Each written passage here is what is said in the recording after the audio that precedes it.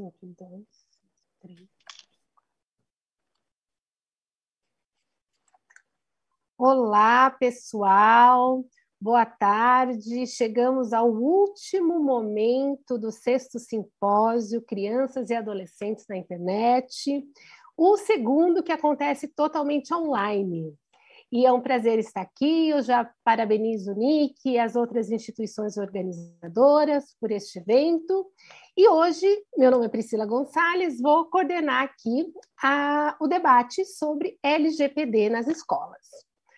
Aprovada em 2018 e em vigor desde o ano passado, a Lei Geral de Proteção de Dados, número 13.709, é resultado de uma ampla mobilização de setores da sociedade civil para garantir segurança de dados pessoais que circulam em plataformas digitais, empresas diversas, instituições ou qualquer órgão que colete e armazene informações, incluindo as escolas.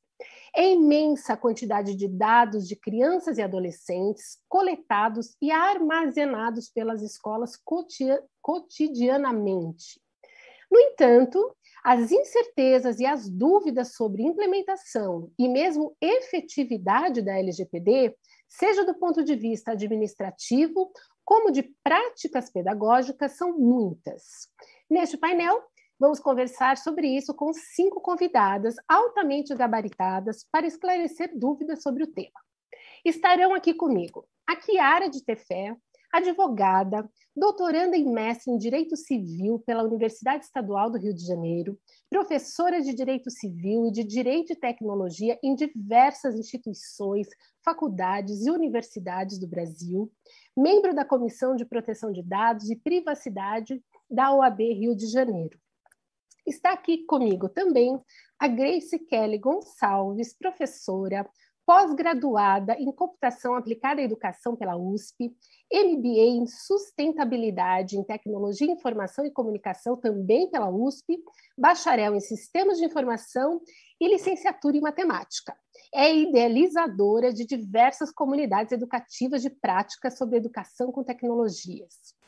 A Caroline Utomi, também advogada, especialista em privacidade, proteção de dados pessoais, direito digital, compliance e contratos. É empreendedora em iniciativas para educação e cidadania digital. Sócia fundadora da KR Advogados e também sócia fundadora da consultoria Caoso, Educação Digital para Crianças e Adolescentes. A Marina Meira, também advogada, coordenadora geral de projetos da Associação Data Privacy Brasil, de pesquisa. Advogada, já tinha falado advogada, né? Pós-graduada em Direito, muitas advogadas hoje aqui com a gente. Pós-graduada em Direito Digital pela Universidade do Estado do Rio de Janeiro, tem uma trajetória no terceiro setor, trabalhando com advocacy, direitos digitais em organizações como a Lana e IDEC. E a Maria Mello, que é mãe, jornalista, mestre em políticas de comunicação pela Universidade de Brasília, coordenadora do programa Criança e Consumo do Instituto Alana e integrante do Conselho Diretor do Intervozes Coletivo Brasil de Comunicação Social. Então, vamos lá. Eu queria começar, pessoal, com a primeira pergunta para vocês, e vou pedir que cada uma tenha um tempo de comentário dessa pergunta. Depois faremos um segundo momento de perguntas, passamos para o público que está aí participando do chat e a gente volta para as considerações finais e fechamento desse nosso evento aqui. Então, vamos lá. A primeira pergunta que cabe para todas vocês, que trazem um olhar jurídico, um olhar de comunicação, um olhar educativo, e todos ao mesmo tempo, garanto que cada uma vai trazer um olhar bem amplo para a gente entender melhor como que a LGPD tem que chegar nas escolas, né, tem que ser implementada, é o seguinte: por que o Brasil agora tem uma Lei Geral de Proteção de Dados e como essa normativa se conecta com o tema da educação para a cidadania digital? Eu vou pedir para a Chiara começar, para ela contar um pouco para a gente do histórico mesmo da LGPD, como ela surgiu, ela foi inspirada em quê, se a LGPD tem uma agência nacional. Como é, Chiara? Bem-vinda. Boa tarde, Priscila, tudo bem? É um prazer enorme fazer parte desse painel com 5 mulheres incríveis, 5 especialistas. O evento em si é um evento muito importante para a proteção de crianças e adolescentes. Então, desde já, queria registrar a minha alegria em fazer parte dessa conversa com vocês. A Lei Geral de Proteção de Dados é uma lei que vem trazer direitos. Direitos a crianças, adolescentes e adultos. É uma lei que, reconhecendo as diversas assimetrias existentes na sociedade, oferece, então, instrumentos de proteção e controle à pessoa. É uma lei que vai ter uma lógica preventiva. Ela visa evitar o dano, evitar incidentes de segurança. Há um cuidado, a gente verifica lendo o LGPD, com a proteção das pessoas, com o privacy by design. Há um cuidado em que a lógica de proteção de dados seja pensada desde a concepção de qualquer produto, de qualquer serviço. É uma lei que dialoga muito com o Regulamento Europeu de Proteção de Dados. A nossa LGPD reconhece que há um cenário intenso de monetização de dados pessoais, há um cenário intenso de interferência e uso de inteligência artificial nos fluxos de dados. É um cenário em que o Big Data é cada vez mais e mais utilizado. O rastro de crianças e adolescentes começa muito cedo. Eu costumo dizer que o próprio nascituro, que nem personalidade jurídica tem pela nossa lei, já tem os seus dados pessoais sendo coletados. Então, desde a concepção, os sujeitos, as pessoas já vêm tendo seus dados coletados por meio de aplicativos, por meio de material compartilhado pelos próprios pais. A LGPD tem uma estrutura muito interessante, traz princípios para o tratamento de dados, direitos aos titulares e deveres e responsabilidades aos agentes. É uma lei que, sem dúvida, vai modificar profundamente o nosso cenário, é uma lei que se aplica a uma série de relações, inclusive aos ambientes de ensino, que hoje não são mais as escolas tradicionais, as escolas no ambiente físico. Nesse momento de pandemia, há um uso intenso de ferramentas digitais para o ensino. Há uso intenso de plataformas online. Todo esse ambiente educativo, ele tem que estar de acordo com a Lei Geral de Proteção de Dados, porque temos titulares de dados que são crianças e adolescentes. A LGPD vai ter um artigo específico para trabalhar dados pessoais de crianças e adolescentes. É o artigo 14, que é um artigo muito interessante, é um artigo que dialoga tanto com o Regulamento Europeu quanto com o COPPA, que é uma legislação norte-americana sobre proteção de crianças e adolescentes online. Porém, o nosso artigo 14 tem alguns pontos que precisamos debater com bastante cuidado. Logo no seu caput, ele garante que todo o tratamento de dados de crianças e de adolescentes deverá ser realizado seguindo o melhor interesse. O melhor interesse é um princípio internacionalmente reconhecido, é um princípio protegido pelo Estatuto da Criança e do Adolescente e dialoga diretamente com o artigo 227 da Constituição Federal. O melhor interesse sempre será da criança e do adolescente, certo? Eu sempre vou olhar a relação em concreto, o sujeito em concreto, reconhecendo as individualidades daquele sujeito, as suas capacidades, o seu momento de desenvolvimento, dando importância à sua fala. Isso é muito importante. Quando eu estou falando de uma criança ou de um adolescente, eu não posso me basear meramente num critério etário. Eu tenho que verificar em concreto, sempre dando importância às suas vontades, às suas emoções.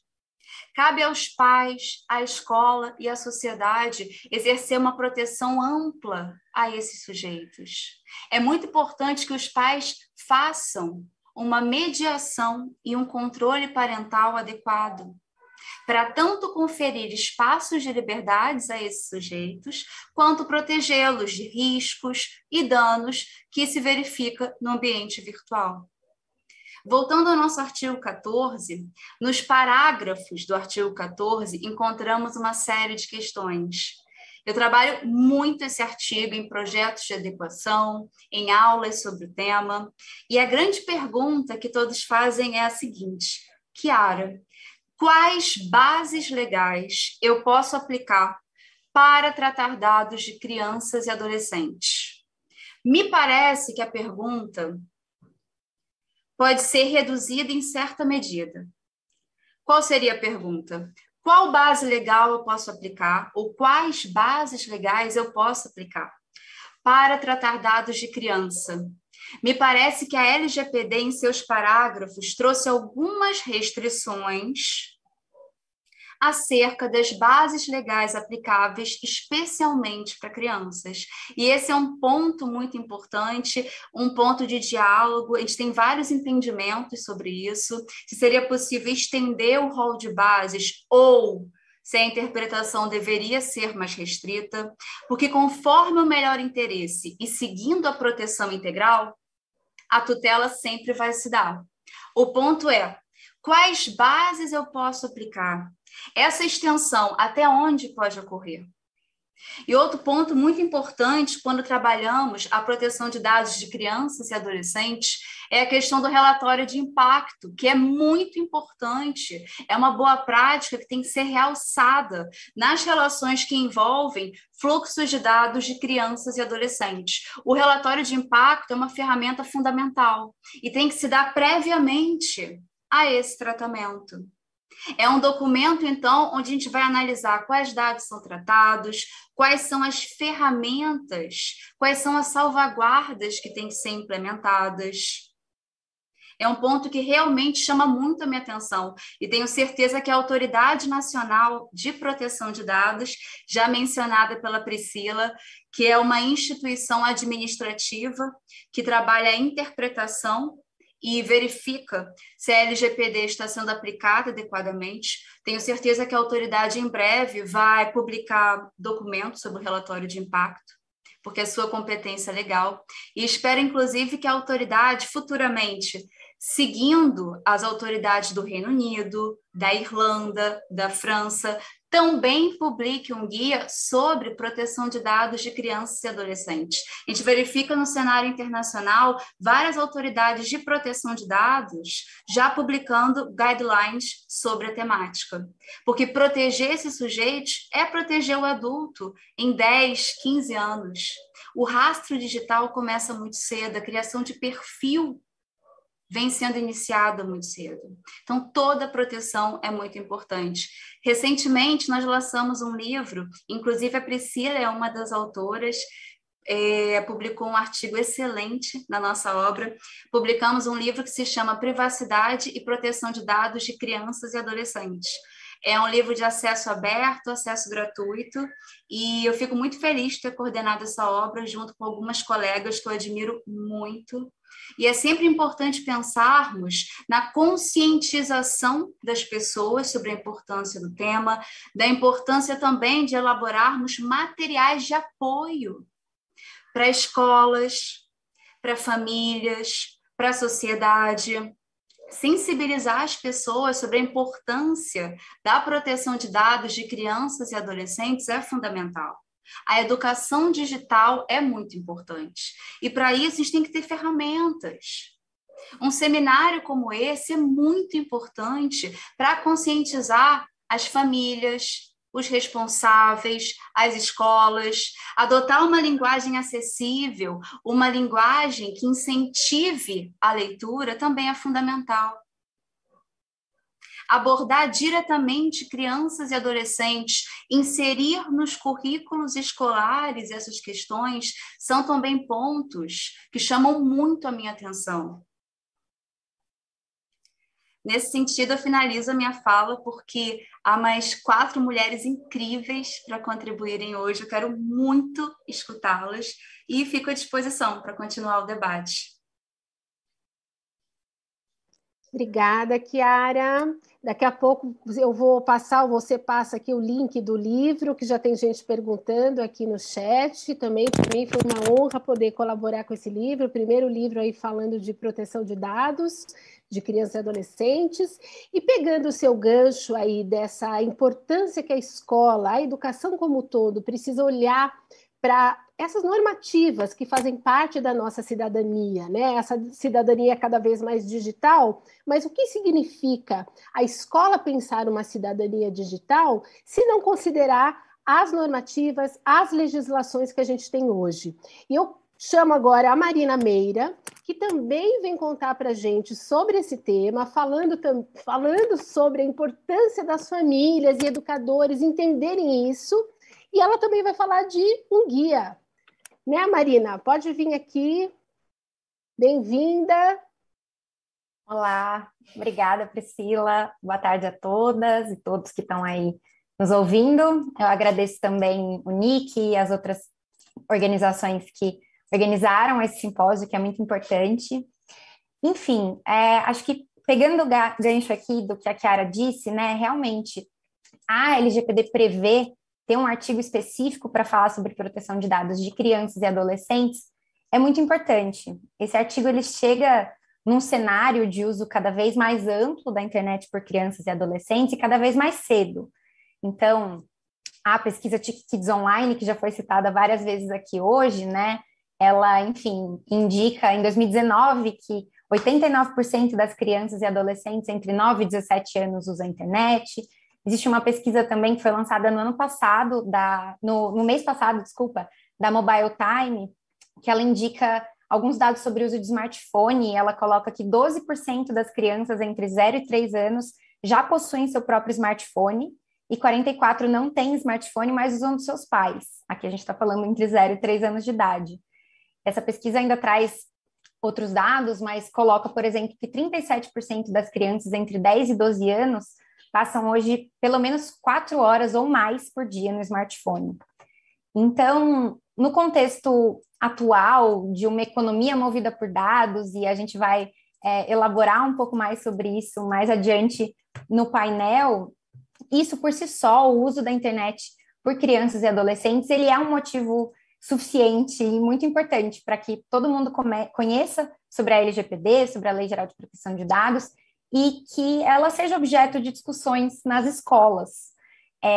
E aqui, essas discussões, elas são mais do que só pensar a privacidade no que a gente fala na perspectiva interpessoal da privacidade. Então, é mais do que a gente só falar para as crianças e adolescentes que você não pode colocar informações pessoais da sua vida íntima na internet. Ela também é mais ampla que isso, ela trata, às vezes, de alguns temas que são invisíveis. Então, como o uso de dados e metadados pode ser usado para fins de modulação comportamental. Hoje em dia, para fins de exploração comercial, eu sei que a Maria, que está aqui, vai falar um pouco mais especificamente sobre esse tema. E isso é cada vez mais importante hoje, a partir do momento em que as tecnologias entram cada vez mais no dia a dia das escolas, né? Então, como a Chiara mencionou, a chegada da pandemia inseriu as plataformas digitais de forma tremenda e urgente no dia a dia das escolas. A própria pesquisa da TIC Educação de 2020, ela coloca que antes da pandemia, 21% das escolas do Brasil ofereciam atividades mediadas por tecnologia para ensino à distância. E com a chegada da pandemia, pelo menos 58% das escolas passaram a usar plataformas virtuais e recursos educacionais como o Google Sala de Aula. E aqui a gente sabe, vale dizer, que teve, com a chegada da pandemia, um movimento importante de grandes empresas de tecnologia, as Big Techs, especialmente o Google, indo atrás de escolas e, às vezes, das secretarias de educação estaduais e municipais para oferecer, teoricamente, gratuitamente os seus serviços. Mas esse ingresso, né, das tecnologias no dia a dia das escolas, ele vem antes da pandemia e vem, acho que ainda não posso dizer, infelizmente, pós-pandemia, mas agora, nesse retorno gradual ao ensino presencial, né?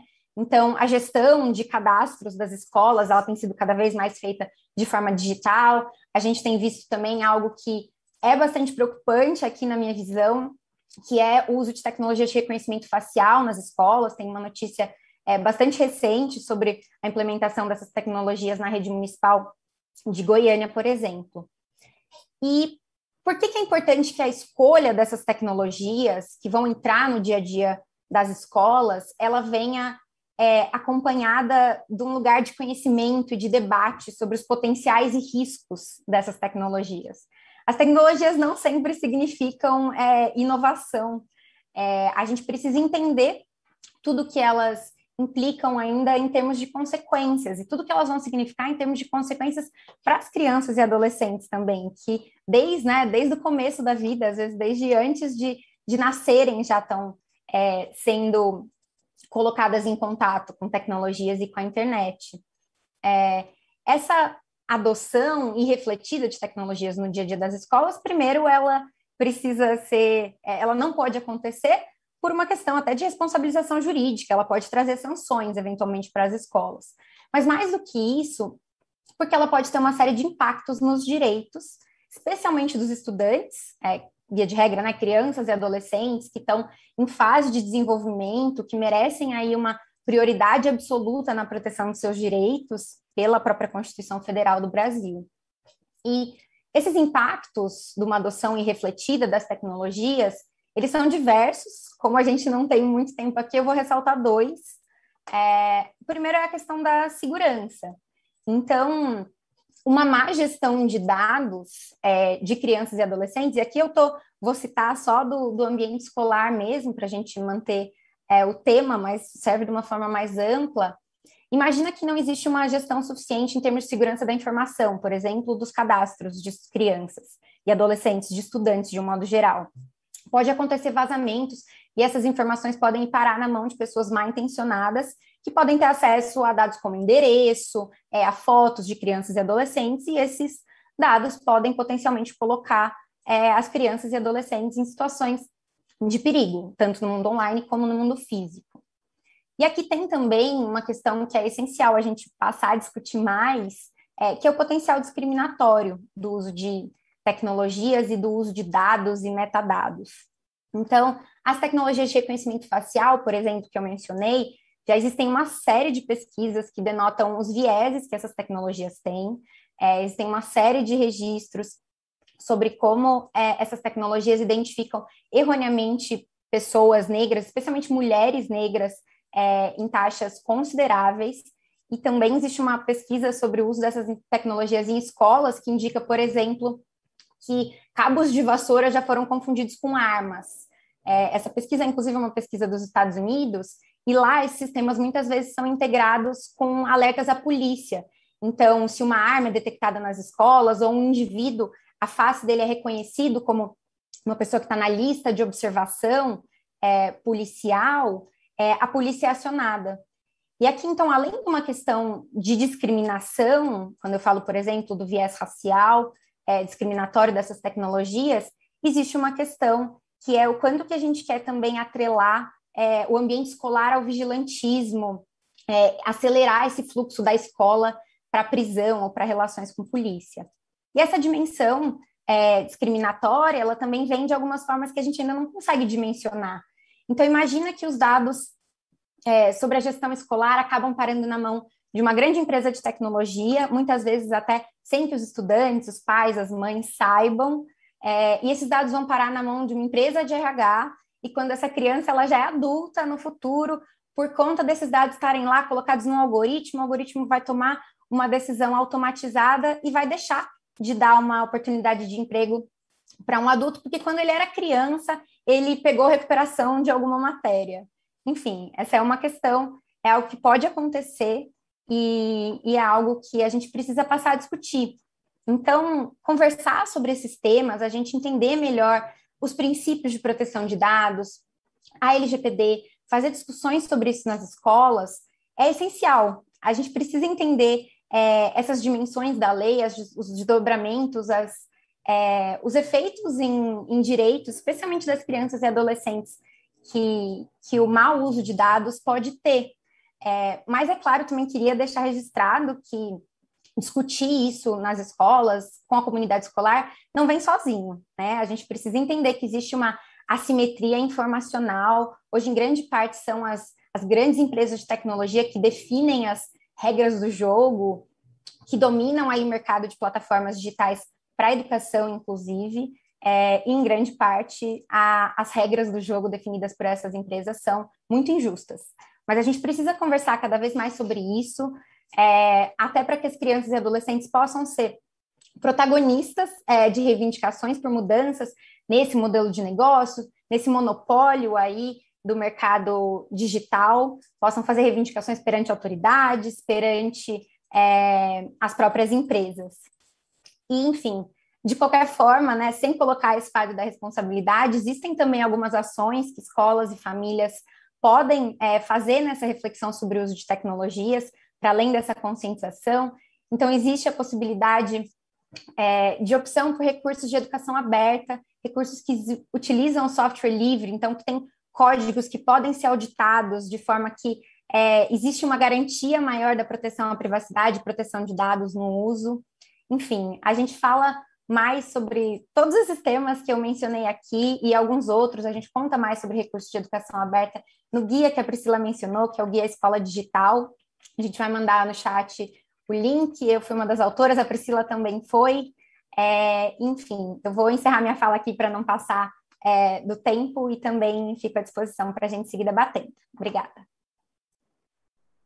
Obrigada, Marina. Eu sou suspeita para falar desse guia. Esse guia é muito bacana, a gente fez com muito carinho e também está disponível aí para vocês, para baixarem, para acessarem online. Vale muito a pena.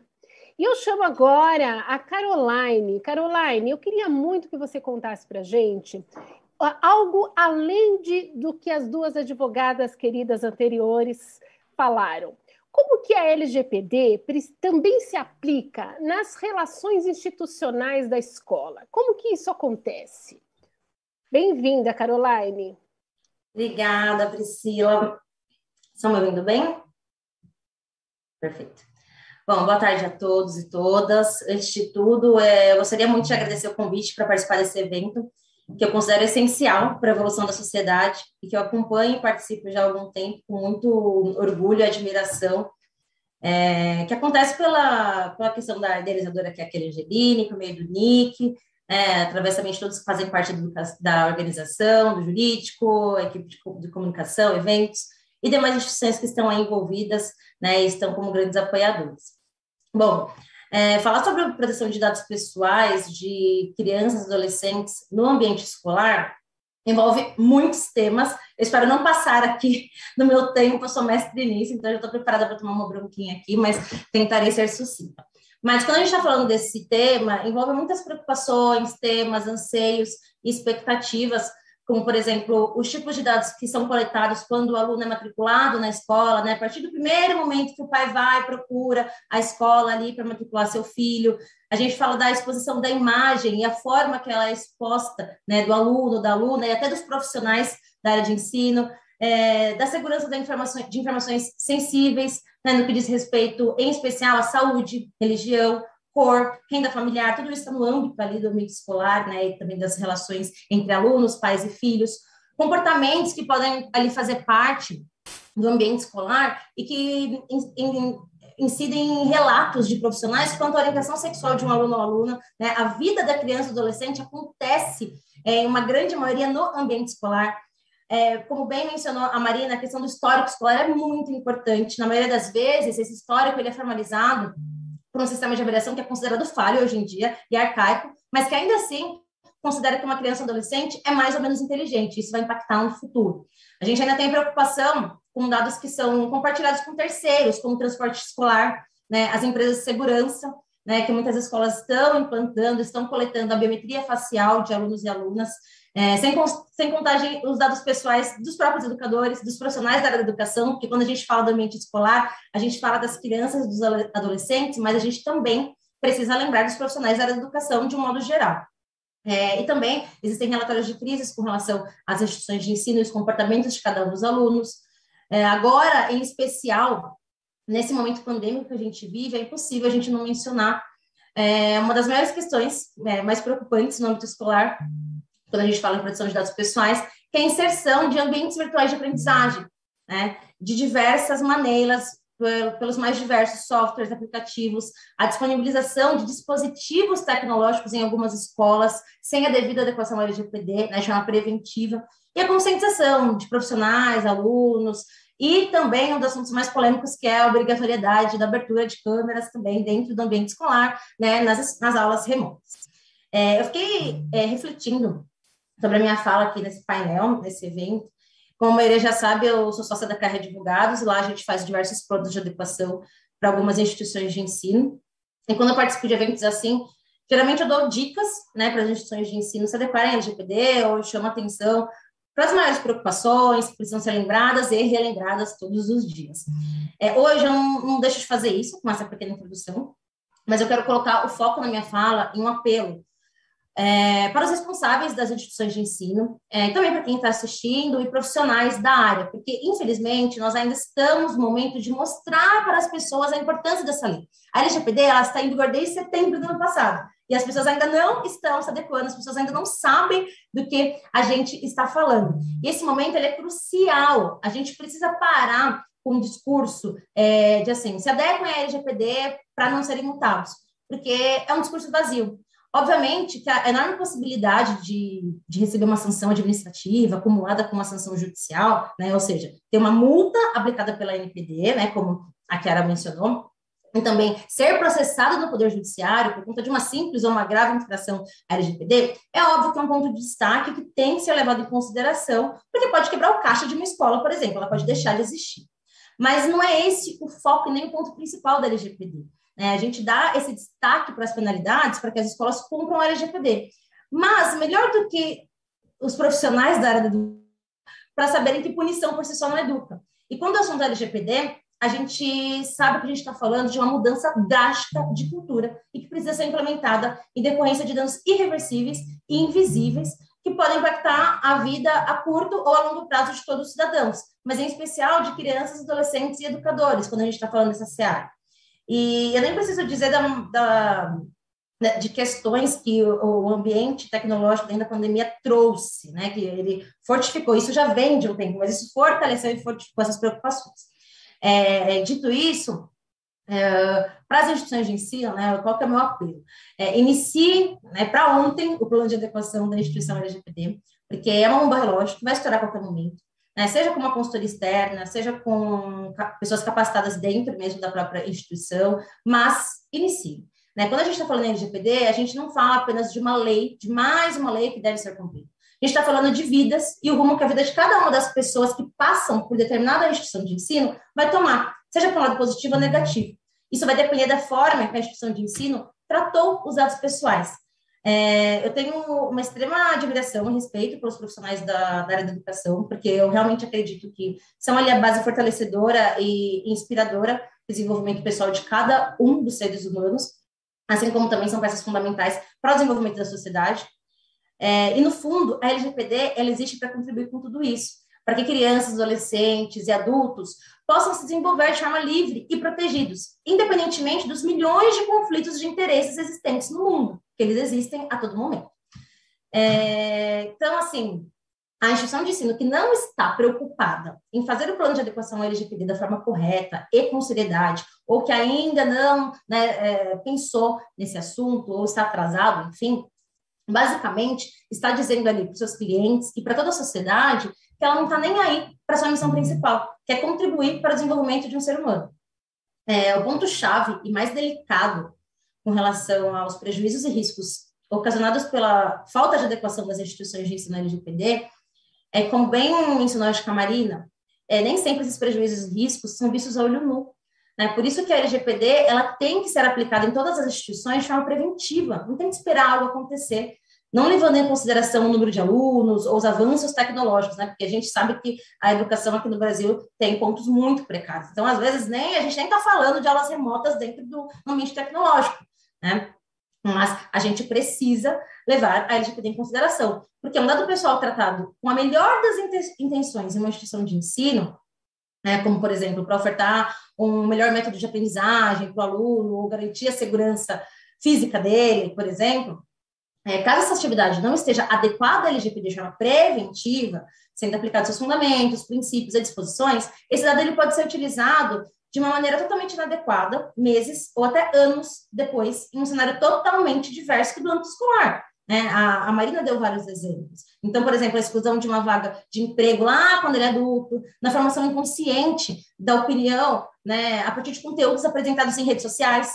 né, tornar uma criança em um adulto compulsivo, etc, etc. Né? O fato é que cada dia que a instituição de ensino passa sem se adequar, tô vendo aqui, faltam só 3 minutos, sem se adequar à LGPD, ela está prejudicando seus alunos, alunas e profissionais. Não dá para deixar para depois. Isso precisa ser mudado agora. É muito grave a falta de adequação de todas as escolas à LGPD. E essa lei, eu gosto sempre de lembrar que ela não foi criada do dia para a noite. Né? A Chiara mencionou um pouquinho aí do contexto dela.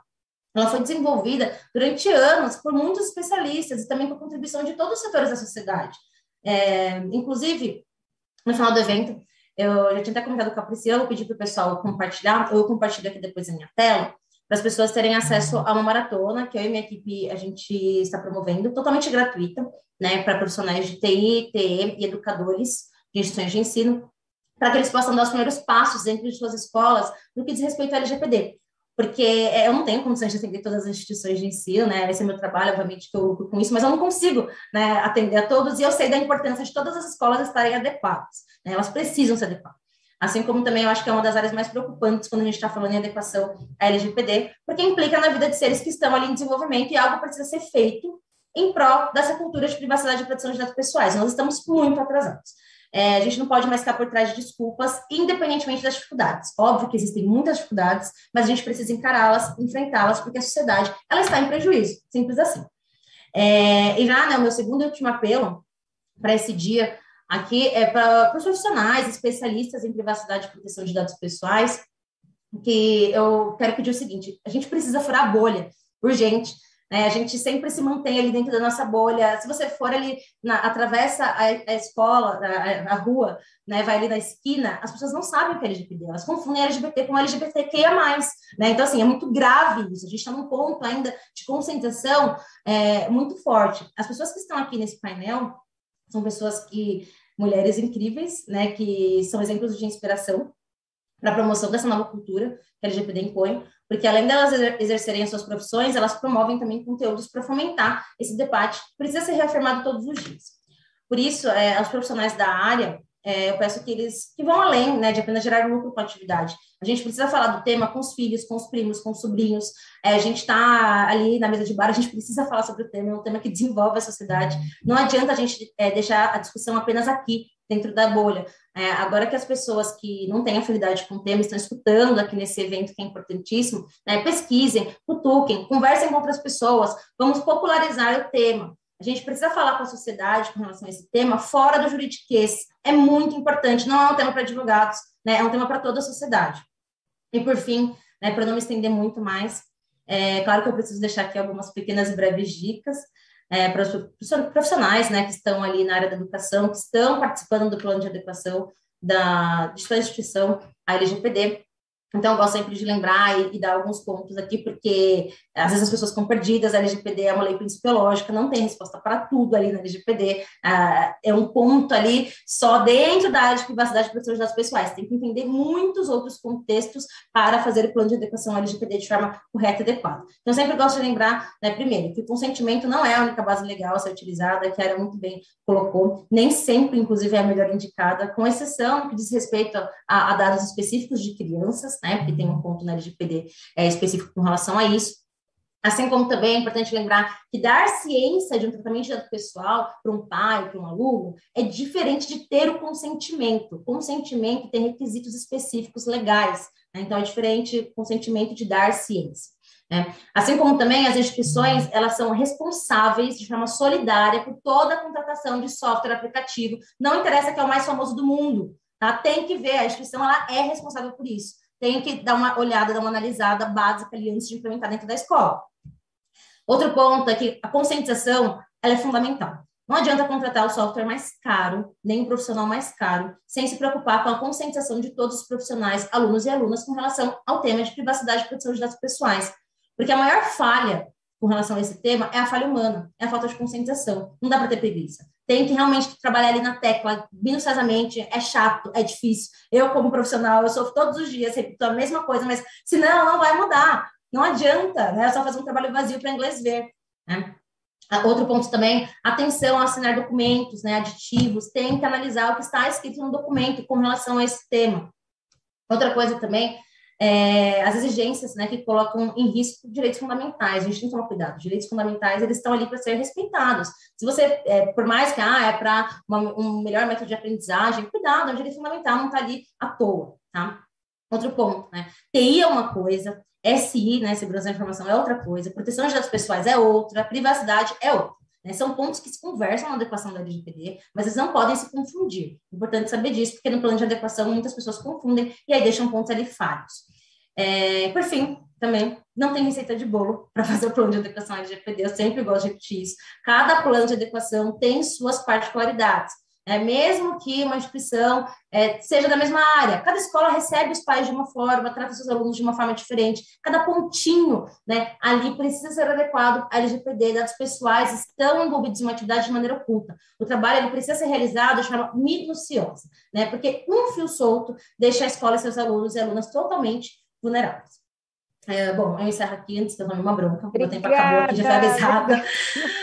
Mas com certeza. Muito assunto, Carol, é muito assunto e é tudo muito interessante. Você traz um tema, na verdade, você convalida o que Chiara e Marina pontuaram em relação a essa cultura de proteção de dados, né? Que não é só um contrato, uma cláusula que a escola vai lá e acrescenta na matrícula. Não é isso, precisa fomentar uma cultura. E eu chamo agora a Grace, que pode contar para a gente uma experiência do desafio de fomentar uma cultura de proteção de dados numa escola. Grace, com você. Bem-vinda. Obrigada, Priscila. Boa tarde, pessoal. Muito obrigada pelo convite em meu nome, em nome do Colégio Miguel de Cervantes e também em nome da comunidade TI, TI Partners. É uma grande honra ter a possibilidade de falar um pouco do trabalho que nós fazemos e fizemos durante a pandemia, a fim de ajudar outros colegas e melhorar o nosso trabalho nas escolas. Ainda mais em uma mesa tão poderosa como esta, que fiquei até pensando que me resta falar, porque foi muito precisa a fala de vocês, e sobre LGPD, inclusive, que é um tema tão urgente, né, necessário, e que certamente evita diversas situações, como vocês disseram, de risco, ressalta pontos de atenção para o direito das crianças, dos adolescentes, dos estudantes em geral, e também com as famílias, né? Evita diversas situações no decorrer do período do ano letivo. E ainda mais porque nós tivemos, né, que virar a chave e surfar nessa grande onda aí de adequações migrando do presencial para o formato remoto, em que os alunos e os professores, eles permaneceram muito tempo na frente dos computadores, a rotina deles teve que mudar, e como nunca, o uso da tecnologia não só aumentou, quanto apoiou demais a educação. Na verdade, nossa rotina toda mudou, né, como nossa comunicação pelas redes aumentaram, nosso consumo, enfim, tudo aumentou, inclusive nosso aprendizado. Acho importante a gente dizer também de tudo que a gente aprendeu em contato com a tecnologia durante a pandemia, né? É importante dizer o quanto os professores desenvolveram suas habilidades, os alunos também, navegar na internet. Inclusive, nós aprendemos mais a perceber e evitar, né, discurso de ódio, notícias falsas. É um grande aprendizado, segue sendo, na verdade, né? E com casos positivos e outros até, vou dizer assim, não muito, porque algumas aulas deram certo, outras não, algumas aulas ali que precisaram ser interrompidas pelo mau uso, ou até mesmo pensando no pior dos cenários, aquele em que as pessoas que nem faziam parte, né, da instituição acessavam indevidamente o espaço para ofender, interromper, por alguma informação que vazou, algum link de aula que deixou de estar no ambiente virtual de aprendizagem, que é o espaço mais seguro, onde os professores organizam todo o conteúdo. Enfim, foram inúmeros cenários, tomadas de decisões, e com certeza nós aprendemos muito, né? Então, eu gostaria de dividir aqui hoje com vocês a experiência positiva que nós tivemos, principalmente se nós olharmos do ponto de vista da pandemia, e também de agora, do ponto de vista da empatia, tolerância, respeito com a diferença que cada vez mais nós temos que treinar, devemos ter, né? E assim que nós migramos para o ensino remoto, nós percebemos alguns gaps, alguns pontos ali a melhorar. E aí, falando com outros colegas, com outros colégios também, das comunidades que nós participamos, nós percebemos a necessidade de alinhar o tema de LGPD na rotina do ensino remoto, principalmente, né? E junto com a comunidade TI Partners, nós buscamos uma formação mais sólida sobre o uso da LGPD, inclusive com algumas pessoas que compõem a mesa aqui, nós tivemos um suporte inenarrável, e aqui no Colégio Miguel de Cervantes, a nossa preocupação é enorme com os dados dos alunos, dos familiares, dos funcionários em geral, tudo, inclusive que a Caroline falou, dos dados que circulam pela escola, pela secretaria, e com a grande ajuda dela, de vocês, dos profissionais todos, do NIC, da FGV, que são super acessíveis. Acho que vale a pena a gente dizer o quanto é importante contar com essa parceria, porque graças a toda essa união, nós conseguimos fazer alguns encontros de formação com todos da comunidade Partners, e aí nós conseguimos discutir alguns pontos que eram emergenciais, eram importantes ali serem tratados, pontos de destaque que nós precisávamos ter mais atenção sobre direitos humanos digitais e também sobre LGPD. Então, vou até aproveitar aqui o espaço para agradecer o Guilherme, a Carol, a Kelly, a Stephanie também, que falou pela manhã, que certamente nos ajudou muito, muito mesmo durante todo esse processo para migrar para o remoto e agora voltando, né, para o presencial e tão breve para o híbrido, que é o formato que nós já tínhamos antes. E isso ajuda muito para tomar as nossas decisões, né? Como, por exemplo, as dicas que elas nos deram na elaboração de tutoriais, na revisão de contratos com as empresas parceiras, que foi o que ela acabou de comentar, as falas com as famílias e até mesmo algumas configurações mais técnicas, assim, vamos dizer, nos sistemas para a transmissão das lives. E aí, só explicando rapidamente, para quem ainda não conhece os partners que eu comentei há pouco, nós somos uma comunidade cheia de mestres, especialistas, feras em TI e TI, que atuam exclusivamente em colégios, ali na linha de frente mesmo, dentro da sala de aula, com os professores, com as orientadoras, com os estudantes, e que nos bastidores defendem, entendem também a necessidade do trabalho unido entre todas as equipes, tanto do TE quanto do TI. E essa união, ela é tão importante que eu posso dizer, inclusive, que ela pode ser vista como uma boa prática, aproveitando aqui, né, para falar como uma boa prática para as outras escolas que ainda têm isso como um ponto de atenção, pois são elas que escolhem os programas, né? Somos nós, ali na linha de frente, que escolhemos quais equipamentos que nós vamos comprar, se ele é seguro ou não, quais plataformas nós iremos utilizar com as aulas, e quanto menos ruído tiver entre as equipes, eu acho que mais sucesso nós teremos. E aí, pensando em LGPD, em alguns casos, são essas equipes também que acessam os dados sensíveis dos usuários, que também orientam as famílias sobre as boas práticas no uso correto da internet. Falo bastante com a Kelly sobre isso, na mensagem que nós precisamos, é um trabalho diário, na mensagem de passar dicas de uso correto para os estudantes e para as famílias estarem ali de apoio, né?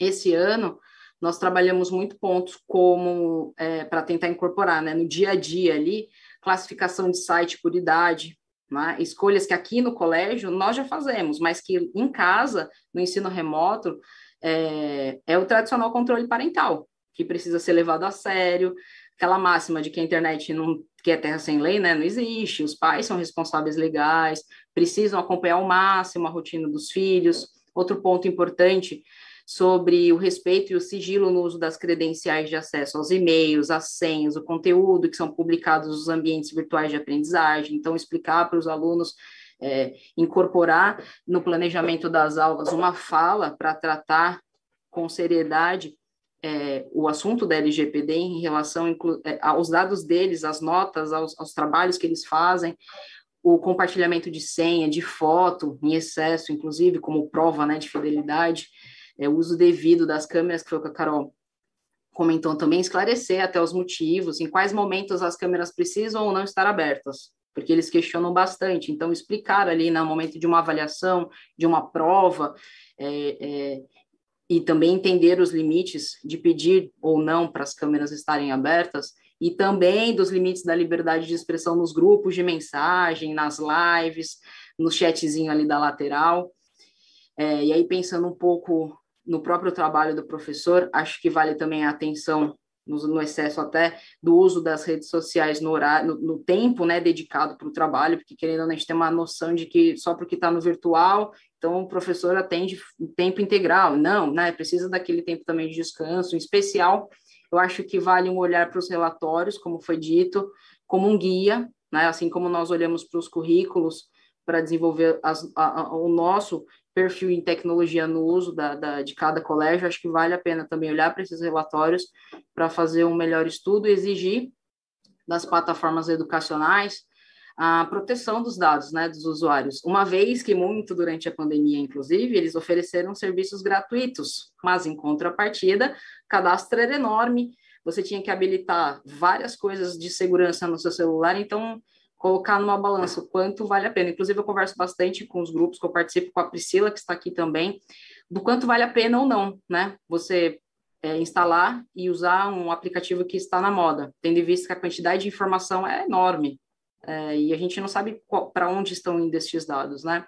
Então, pensando no que virá daqui para frente, como uma forma de compartilhamento de todo aprendizado, eu acredito que cabe às escolas valorizar todo o aprendizado dos professores, dos estudantes, e se esforçar, porque eles se esforçaram muito, né, aprenderam muito, então dar uma sequência de formação para isso, e nós, como profissionais da educação, ITE e TI, acho que contribuímos também com as nossas publicações, inclusive nós publicamos e disponibilizamos na web, em uma versão de site acervo gratuito, vou até passar o endereço para postarem aqui no nosso chat, para que todos possam acessar, que é um ambiente em que nós organizamos todas as tomadas de decisão, as nossas sugestões do que foi utilizado e do que segue sendo escolhido por nós, como sites gratuitos, de conteúdos abertos, enfim, é muito importante. Inclusive, nas redes sociais, nós estamos agora compartilhando cases de sucesso, dicas sobre diversos temas de TE, TI, LGPD,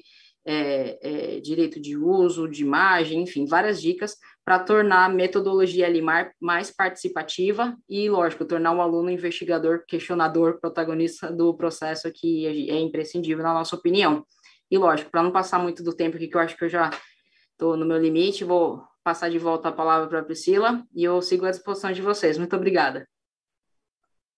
Obrigada, Grace. Sempre bom ouvir. Eu acompanho o trabalho da Grace já há muitos anos mesmo, de todo esse fomento à cultura digital e desafio que é cultura digital, não, cultura de proteção de dados, que é cultura digital hoje, nossa, né? Nós estamos numa sociedade baseada em dados. E eu vou chamar agora a Maria Mello, que é jornalista. Então, falamos com 3 advogadas, uma professora, agora teremos a Maria Mello, jornalista, que vem contar para a gente um pouco mais sobre a questão desses direitos das crianças e alguns direitos que ficam ocultos nesse uso de dados, como, por exemplo, a publicidade infantil. Maria, venha, seja bem-vinda. Obrigadíssima, Priscila, você me ouve bem? Sim. Boa tarde para as minhas colegas maravilhosas dessa mesa, quero agradecer demais de antemão pela aula. Boa tarde para todo mundo que está assistindo a gente. Eu quero começar agradecendo ao UniCBR e ao CGIBR pelo convite para estar nessa mesa hoje. Lembrando que o Instituto Alana é co-realizador desse simpósio junto com a FGV e com a Cifernet. Dizer que para nós é muito honroso poder contribuir em mais um ano para a construção desses debates, dessas reflexões sobre a presença de crianças e adolescentes na internet, um debate cada vez mais candente, cada vez mais urgente, né? Então, Priscila, para a gente falar em educação para a cidadania digital, eu vou me somar a esse preâmbulo excelente que a Marina fez, dizendo que é imprescindível que a gente fale também nos direitos das crianças e adolescentes frente à exploração comercial e ao modelo de negócios das empresas que têm atuado na internet, né? Porque, no fim das contas, no fim do dia, é essa dimensão econômica que acaba condicionando boa parte dos maiores problemas enfrentados aí pelas crianças nesse espaço virtual, né? Então, por exemplo, o excesso de tempo de tela, sobre o qual já se falou bastante aqui hoje, é um problema que existe porque interessa a muitas empresas ter crianças ali coladas nos dispositivos o tempo todo, para que tenham mais contato com publicidade, por exemplo, né? E no Criança e Consumo, que é um programa do Instituto Alana que completa 15 anos, agora em 2021, debatendo, atuando para mitigar a comunicação mercadológica voltada para as crianças, a gente tem se debruçado bastante sobre esse tema, né? Então, partindo desse pressuposto, é importante dizer que são vários os direitos que as crianças têm no ambiente digital, começando pelo próprio direito ao acesso à internet, né, um direito humano básico, aí, assegurado pela ONU, mas destacando em seguida o direito que elas têm a não serem alvo da publicidade, né, que eu acho que é bastante importante da gente abordar. Bom, por estarem num processo que é peculiar de desenvolvimento humano, né, que garante tratamento constitucional diferenciado de maneira prioritária, preventiva, protetiva, no Brasil, as crianças com menos de 12 anos não podem ser destinatárias de qualquer tipo de comunicação mercadológica, de publicidade comercial, inclusive no ambiente digital, né? Isso está em harmonia com previsões da Constituição, do ECA, do Código de Defesa do Consumidor, enfim, uma série de dispositivos. No nosso entendimento, da mesma maneira que a criança, o adolescente de até 18 anos também não pode ser alvo de microsegmentação publicitária baseada aí no tratamento de dados pessoais ou metadados, né? Por também se tratar de pessoas extremamente vulneráveis a esse tipo de prática. Um outro direito das crianças, que acho que é importante ressaltar, é aquele que faz com que os seus dados sejam tratados conforme o melhor interesse, como já foi dito aqui pelas minhas colegas, né? Então, repetindo, acho que é importante sempre lembrar do melhor interesse. Isso significa que, para realizar o tratamento de dados dessas pessoas, é preciso sempre levar em consideração aquilo que melhor congregue, reúna os interesses, os direitos do adolescente ou da criança que vai ser atingido, que está envolvido, o que envolve também a vedação de práticas consideradas exploratórias. Isso também, como já foi dito pela professora Chiara, está no ordenamento jurídico brasileiro, né, que vai determinar lá no caput, então, do artigo 14 da LGPD, que o tratamento de dados de crianças e adolescentes só pode se dar no seu melhor interesse, em consonância com a ideia de prioridade absoluta na promoção dos direitos, né, que, como já disse, está estabelecida na nossa Constituição. Portanto, o melhor interesse precisa ser observado em todos esses âmbitos, inclusive pelo Estado, na prestação dos serviços públicos, na elaboração de políticas públicas, né, pelos órgãos regulatórios competentes, por isso que esse debate é tão importante sobre a LGPD, e pelas empresas também, né, que não podem se furtar de ter esse interesse como uma consideração primordial desde a sua concepção, né, no seu design e também no oferecimento dos seus produtos, né? E aí esse direito a produtos e serviços digitais compatíveis com esse estágio de desenvolvimento está no artigo 71 do ECA, né? Eu trago aqui a ideia de direitos da criança por design, que também já foi abordada pela professora Chiara, mas é um conceito importantíssimo que busca incorporar todos os direitos digitais das crianças aí nos produtos, nos serviços que elas utilizam, né? Um dever primordial das empresas e cujo acompanhamento precisa ser feito aí pelo conjunto da sociedade.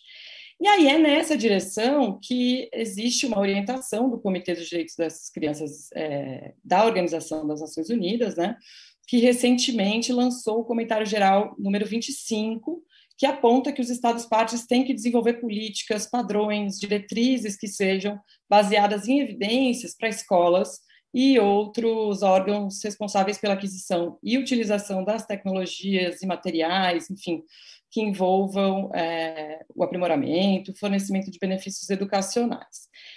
Então, normas para tecnologias educacionais digitais precisam realmente assegurar que o uso delas seja ético, apropriado para esses fins, né? Não exponha crianças à violência, à discriminação, façam mau uso dos seus dados pessoais, então, que envolve exploração comercial, né? E tendo tudo isso em vista, e como já foi dito aqui em várias outras mesas do simpósio hoje, que eu tive a oportunidade de acompanhar, as plataformas digitais utilizadas nas escolas muitas vezes não respeitam esses direitos, né? Acabam atrelando o uso dos dados das crianças a uma lógica de exploração econômica, né? Para além das questões de segurança per se, né? Então, com a pandemia, as escolas da rede pública passam a utilizar ainda mais as plataformas digitais, isso está, então, nesse documento sobre o qual vocês já falaram, que a gente teve a oportunidade de participar, né? plataformas de grandes corporações de tecnologia, né, o que acaba podendo significar o aceite de certos processos de coleta massiva de informações pessoais, aí, por meio de algoritmos que são opacos, que podem acabar causando o uso indevido dessas informações, e caminha, então, na contramão dessa perspectiva de cidadania digital, né, Pri?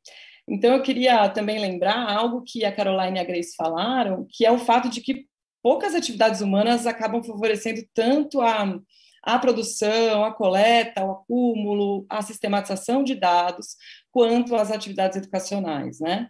O que várias vezes vai resultar na produção de informações que são sensíveis, como nota, observações de comportamento, enfim, tantas outras que não poderiam ser coletadas em espaços como fora da escola, né? E aí, no contexto de pandemia, todas as mesas e todas as falas têm ressaltado muito isso, não vou deixar de fazer isso, com as atividades educacionais acontecendo nesse ambiente, o processo pode ser altamente potencializado. Eu queria citar brevemente um estudo exploratório sobre a política de privacidade de uma dessas plataformas, né, no Google, que se chama G Suite for Education, um estudo da professora Elora Fernandes, do professor Marco Aurélio Malafon, que apontam, em primeiro lugar, para pouca transparência no que diz respeito à proteção dos dados coletados dos estudantes, né? Muito porque os termos dessa proteção estariam dispersos numa série de documentos na internet, muitos deles apenas em inglês, então a questão da linguagem a gente repisa aqui a todo momento, né? É um estudo que mostra também que, apesar de constar na política de privacidade que os serviços da plataforma não vão exibir anúncios, não usam essas informações para fins publicitários, essa restrição não se estenderia aos chamados serviços adicionais que integram essa plataforma. Então, o Maps, o Blogger, o próprio YouTube, né? Então, bom, o YouTube é amplamente utilizado nas escolas públicas de diversos estados no Brasil, né? Em conjunto ou não com outros serviços educacionais dessa empresa, que é, inclusive, dito e comprovado por esse estudo que já foi citado aqui. E aí, se os estudantes acessam esses serviços adicionais usando logins que são criados para acesso aos serviços principais da plataforma, nada garante que esses dados não vão ser usados para fins comerciais, publicitários, né? Desviando aí da sua finalidade, por exemplo. Para finalizar, não sei se acho que ainda tem algum tempinho, né? Eu penso que as discussões sobre educação para a cidadania digital precisam abordar essas questões para que sejam completas, para que sejam compreensíveis, né?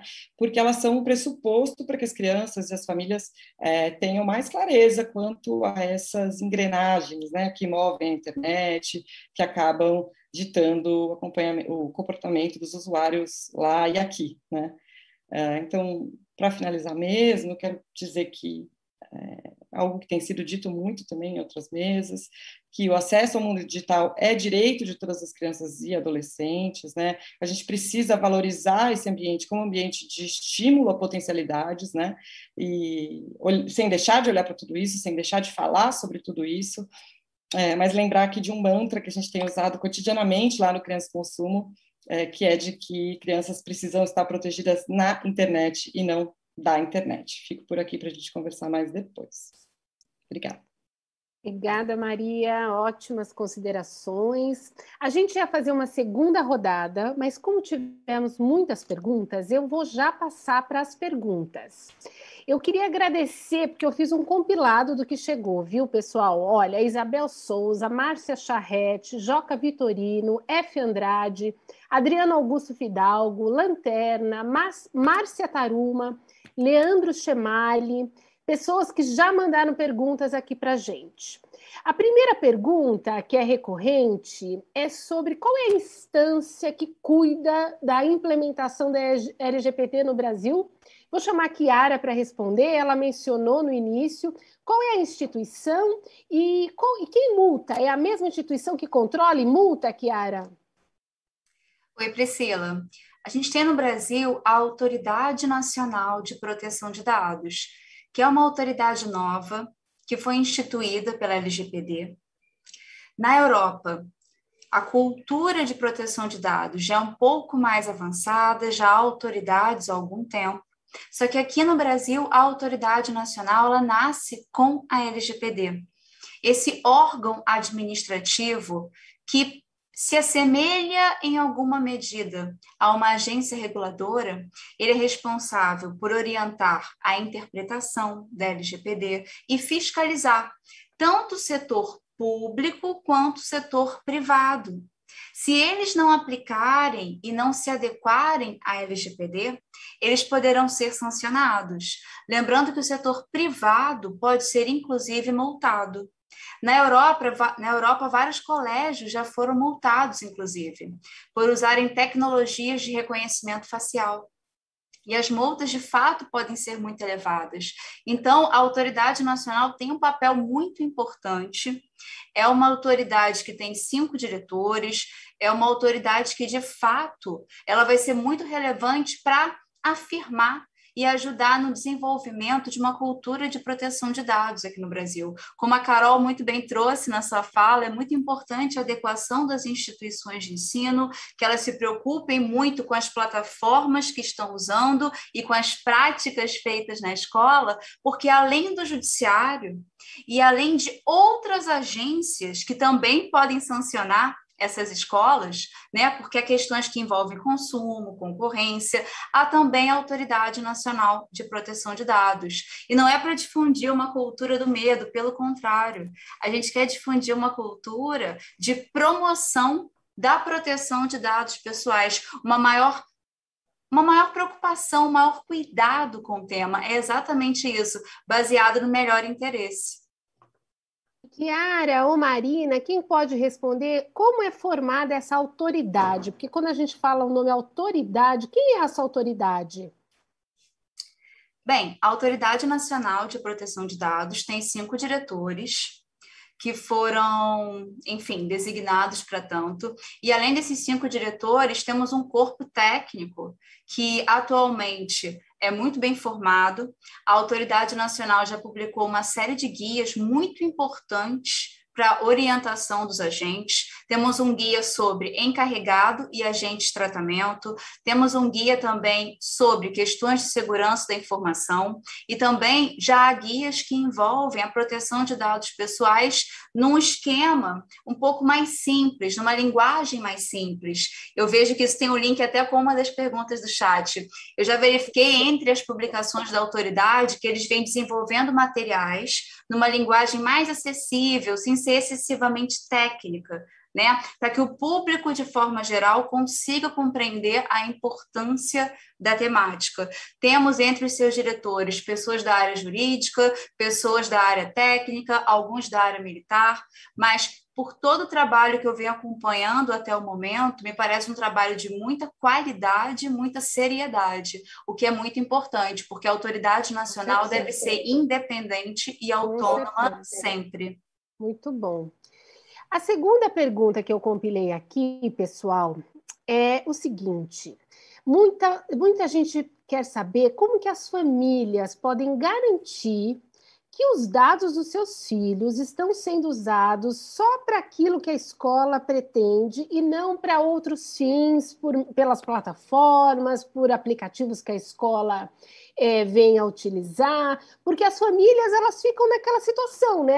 Como que elas vão dizer não se a escola toda vai usar uma plataforma X? Como que fica isso? Quem quer responder? Eu posso responder, Pri. E é perfeito isso que você coloca, né? Acho que a gente tem que partir desse pressuposto. Nem sempre as famílias podem escolher mesmo a tecnologia. Às vezes os professores também não podem escolher, às vezes quando a gente está pensando no ensino público, nem as escolas têm essa autonomia, né? E assim, quando a gente pensa nas plataformas digitais, por exemplo, as plataformas sempre vão ter, elas precisam ter termos de uso e políticas de privacidade.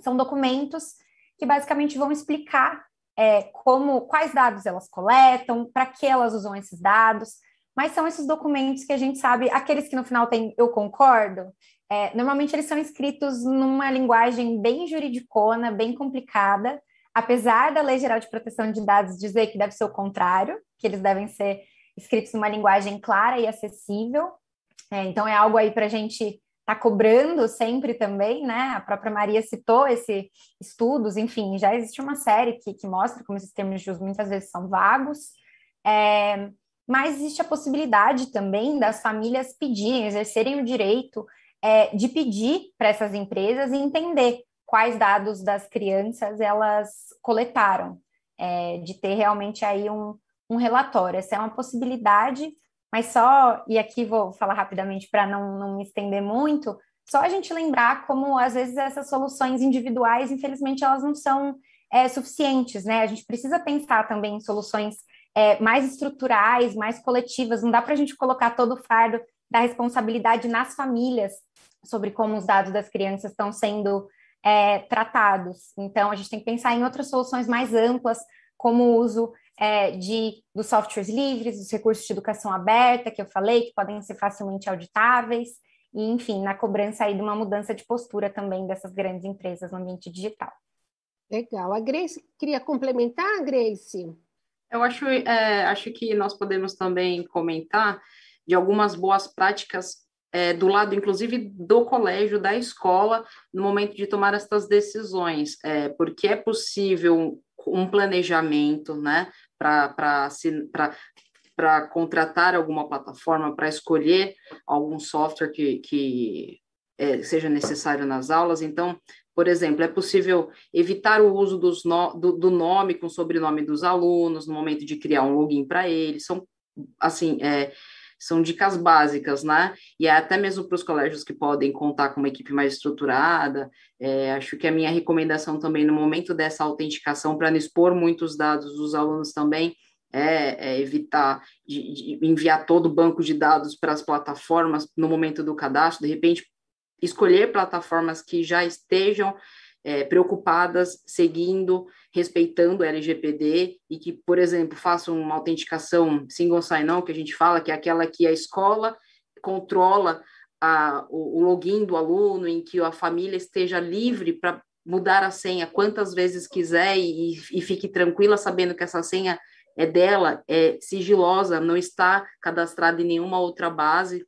E em relação ao conteúdo da aula, é importante também, se for possível, configurar um ambiente virtual de aprendizagem, como, por exemplo, do Moodle, que é gratuito, que é aberto, e centralizar ali a rotina do colégio, das aulas, dos professores, dar uma garantia do conteúdo que os professores estão preparando.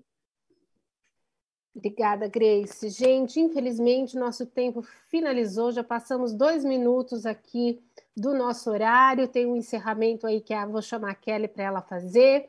Agradeço essa tarde aqui com vocês, esse momento ótimo, incrível de debate e entendimento da LGPD. O que fica aqui é muitos desafios institucionais para as escolas, né? Pensando há muito o que fazer, seja administrativamente, pedagogicamente, e que a gente busque informações sobre isso. Vários links já foram compartilhados aí no chat. E, Kelly, meninas, super obrigada. Obrigada, Priscila, obrigada a todas as participantes deste evento. Os debates foram sensacionais. Não preciso aqui nem tecer mais comentários, porque realmente vocês fizeram um trabalho brilhante. Esse painel, né, que tinha por objetivo levar informações para as escolas sobre a importância da LGPD, ele superou, nós tivemos muitos comentários e foi realmente sensacional. Agradeço imensamente aí todos os comentários e os debates que vocês promoveram aí para a gente, que foram incríveis. E agora eu vou fazer esse encerramento aqui rápido, junto com a Mariana Venâncio, que foi quem ajudou a fazer toda a organização desse evento, e ela vai estar aqui comigo para a gente ter umas palavrinhas finais. E eu quero dizer a vocês que, assim, com muita alegria, muita mesmo, a gente realizou esse evento de hoje. E nesse dia nós tivemos, quem acompanhou a gente desde o primeiro painel até agora, viu que nós tivemos excelentes debates sobre internet na área da educação. Falamos agora, acabamos de falar da importância da privacidade e proteção de dados pessoais de crianças e adolescentes, e também tivemos um painel excelente sobre bem-estar online. E esses debates foram incríveis, por quê? Porque eles nos trazem ideias, nos dão ideias de novas atividades e também de ações que podem ser implementadas no dia a dia, seja das famílias, das escolas, dos profissionais que atuam nessa área. Então, vou citar aqui rapidamente algumas frases muito importantes que foram ditas hoje, para que vocês relembrem aí o que foi falado. Primeiro, que a tecnologia não está só no laboratório de informática, mas no contexto social. As famílias, educadores, crianças e adolescentes também precisam ser inseridos e alfabetizados digitalmente. E é essencial não demonizar a internet e se estimular o bom uso da internet. Também foi dito aqui que tempo de tela não é um fator de risco por si só, mas sim como se usa essa tela, se de modo ativo, se de modo passivo, se há consumo de conteúdos inapropriados. Esse foi um fator muito importante destacado aqui. E que as tecnologias, elas podem sim ser aliadas para o bem-estar dos jovens. E também foi dito aqui que é importante produzir conteúdos de maneira responsável, porque sim, nós não somos só consumidores de conteúdos, nós também produzimos conteúdos. E também foi dito que o que se faz na internet gera responsabilidade. Então, a gente sempre fala essa é uma tecla que a gente bate inúmeras vezes. Por quê? Porque ofensas e xingamentos online geram responsabilização. Então, crianças e adolescentes precisam ser estimulados a respeitar o próximo e saber das consequências das más ações online. E foi dito também que temos que buscar o equilíbrio entre liberdade de expressão e segurança na internet. Tivemos também no painel de impactos da tecnologia uma fala muito interessante que fala que a tecnologia é uma grande propulsora da educação e que as tecnologias precisam ser trabalhadas de forma transversal no currículo, né, para que sejam efetivamente implementadas. E por último aqui nesse painel de LGPD, tivemos uma fala, né, de todas elas, né, de todas as palestrantes que convergiram para essa conclusão, dizendo que tratar adequadamente dados de crianças e adolescentes não se trata somente de evitar uma responsabilidade jurídica ou de evitar multas aplicadas pela LGPD, mas proteger crianças e adolescentes e evitar impactos negativos, que são os riscos e perigos, como, por exemplo, questões de segurança, de colocar crianças em perigo físico e potencial discriminatório pelo mau uso desses dados, como histórico escolar, orientação sexual e comportamento, que, como foi bem demonstrado aqui, trarão inúmeras consequências negativas para essas crianças e adolescentes num futuro bem próximo. Então, assim, essas foram algumas das falas super importantes dos palestrantes que estiveram aqui hoje. Claro que não dá para citar todas as falas, mas quem não assistiu todo o evento, eu recomendo que assista. O evento já está todo disponível no canal do YouTube do NIC. E, para terminar, eu ressalto aqui, né, a importância desses debates e confirmo aqui o compromisso do NIC.br e do CGI.br em estimular debates e atividades sobre o tema do uso da internet por crianças e adolescentes. E não só esse evento é uma dessas atividades que o NIC.br e o CGI.br realizam, mas também as pesquisas, né, do Centro Regional de Estudos para o Desenvolvimento da Sociedade da Informação, que é o departamento do NIC.br, que é o CETIC.br, que tem a missão de monitorar a adoção das tecnologias da informação e comunicação. Então, quem não conhece as pesquisas TIC Kids Online e TIC Educação, eu recomendo que consultem no site cetic.br, que são dados incríveis e tem uma trajetória aí ao longo dos anos que são super importantes. E também uma outra atividade do NIC.br no sentido, nessa linha de uso da internet por crianças e adolescentes, são os materiais e cursos disponibilizados no site internetsegura.br e nic.br/cursos. Lá tem guias, cartilhas, cursos online, vídeos que realmente levam ali a instrução para pais, educadores, crianças e adolescentes. Então, eu termino aqui, não vou agradecer ninguém, porque o agradecimento vai ficar com a Mari Venâncio. Então, eu aproveito para agradecer a Mari por toda a ajuda que ela nos deu nesse evento aqui, para que tudo fosse possível, para que toda essa realização, esse evento acontecesse. E agora eu passo a palavra para ela para que faça os agradecimentos finais. Oi, pessoal, boa noite. Obrigada, Kelly, primeiramente. Bom, eu sou a Mariana, a Mari, aqui do NIC.br, e eu estou aqui atrás das cortinas, né, ajudando esse evento a acontecer. E eu estou passando aqui para agradecer a todos por essa tarde tão significativa importante e relevante, de tantos aprendizados, assim, para todos nós. Me abriu diversos caminhos, diversas ideias, e no processo em si como um todo, assim, a gente conversou com dezenas de pessoas, foram diversos temas, reuniões, opiniões, centenas de e-mails, e para fazer com que esse evento acontecesse, hoje eu sou só gratidão pela oportunidade, por estar presente aqui com todas essas pessoas tão competentes e com temas tão caros para a nossa sociedade. Obrigada, Kelly, por tudo. Eu não tenho palavras para agradecer tudo que você fez e faz por mim. Você é uma inspiração para todas nós. A equipe de eventos de comunicação aqui do NIC-BR, que trabalharam muito conosco, ouviram todas as nossas mensagens e etc. Enfim, todos os colaboradores envolvidos, Alana, FGV, SaferNet, nosso muito obrigada e até mais. Formação de educadores em direitos humanos digitais. Acessamos cada vez mais ambientes virtuais e saber quais direitos temos e como os exercer é importante para lidarmos com diversos tipos de situações.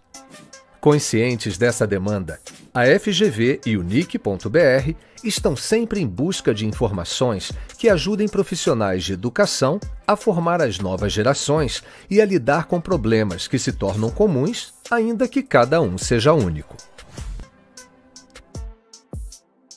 Quando algo assim acontece, precisamos buscar orientações. Com isso em mente, o Centro de Ensino e Pesquisa em Inovação da FGV Direito SP, com apoio do Núcleo de Informação e Coordenação do .br, está construindo um banco de situações que envolvem direitos humanos digitais com casos baseados em fatos, opiniões de profissionais especializados e dicas sobre como resolver os problemas da nossa nova rotina de ensino-aprendizagem. Para ter acesso a esse rico material, acesse o link direitosSP.fgv.br/direitos-humanos-digitais. Uma parceria entre NIC.br e FGV,